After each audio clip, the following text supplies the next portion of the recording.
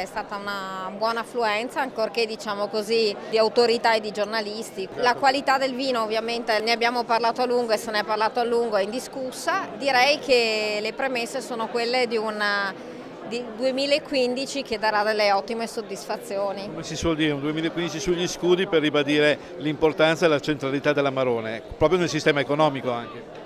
Ma questo sicuramente, perché l'Amarone abbiamo visto che riesce a muovere non soltanto l'interesse degli addetti ai lavori, ma riesce a muovere anche i numeri dei giovani, no? Abbiamo parlato di ricambio generazionale, abbiamo parlato di ripresa del mercato nazionale, di potenzialità per il turismo.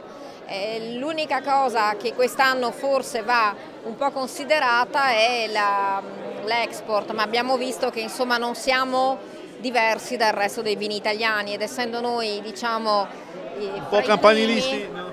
essendo noi fra i primi vini italiani che vengono esportati, che vengono bevuti all'estero, ovviamente questo momento di stasi dei vini fermi ovviamente ne risentiamo anche noi. E poi anche il Ministro ha sottolineato come un po' forse il problema della nostra, come dire, presenza all'estero vada un po' riconsiderato, no?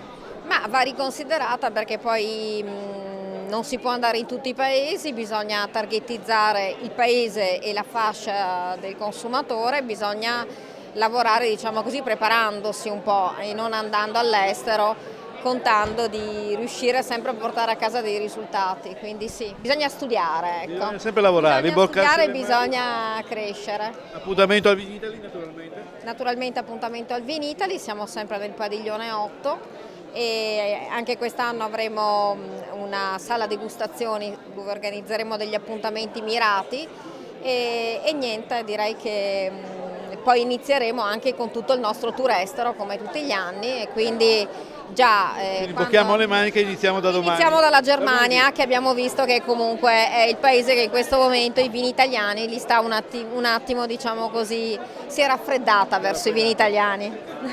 Grazie ancora. Grazie a lei.